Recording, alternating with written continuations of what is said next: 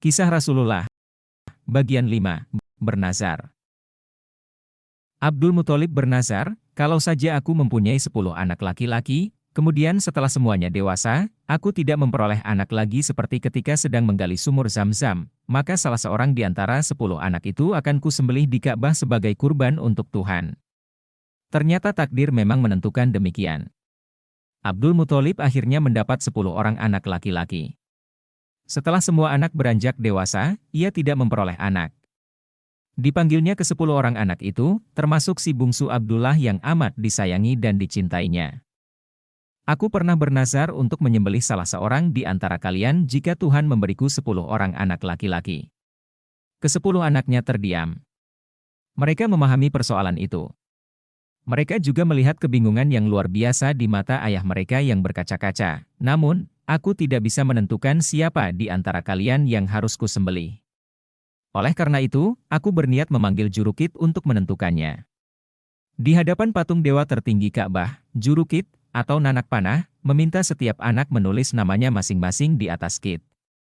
Kemudian, ia mengocok anak panah tersebut di hadapan berhala Hubal. Nama anak yang keluar adalah Abdullah. Melihat itu, serentak orang-orang Quraisy datang dan melarangnya melakukan perbuatan itu. Batalkan keinginanmu Abdul Muthalib. Mohon ampunlah kepada Hubal supaya kamu bisa membatalkan nazarmu. Sanggupkah Abdul Muthalib menyembelih anak kesayangannya, apalagi tidak ada orang yang menyetujui niatnya itu? Menemukan Zam-Zam. Malam harinya, dengan tubuh lelah, Abdul Muthalib tertidur. Tiba-tiba, dalam tidur, dia bermimpi mendengar suara yang bergema berulang-ulang, "Temukan sumur Zam-Zam itu, wahai Abdul Muthalib. Temukan sumur Zam-Zam. Temukan." Abdul Muthalib terbangun dengan keyakinan dan semangat baru.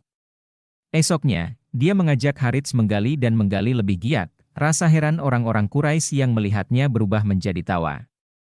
"Kasihan Abdul Muthalib, mungkin dia sudah kehilangan akal sehatnya," kata mereka satu sama lain.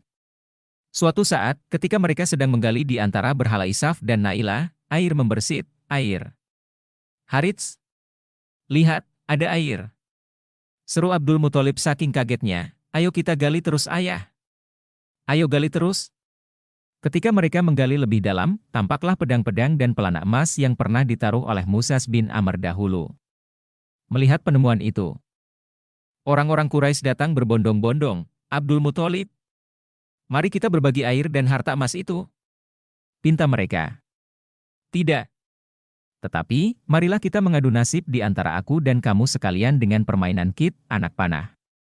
2 anak panah buat Ka'bah, 2 buat aku, dan 2 buat kamu. Kalau anak panah itu keluar, dia mendapat bagian. Kalau tidak, dia tidak mendapat apa-apa." Usul ini disetujui. Jurukit mengundinya di tengah-tengah berhala di depan Ka'bah. Ternyata, anak panah Quraisy tidak ada yang keluar. Pemenangnya adalah Abdul Muthalib dan Ka'bah.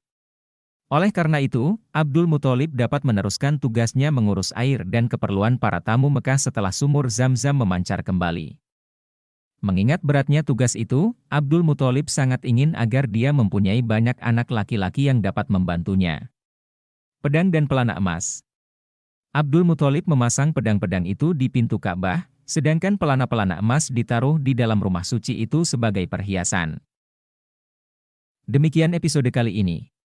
Insya Allah, akan kita lanjutkan episode-episode selanjutnya dari seri Kisah Rasulullah. Jika kamu suka, mohon bantu like dan subscribe channel ini, dan share kepada yang lain.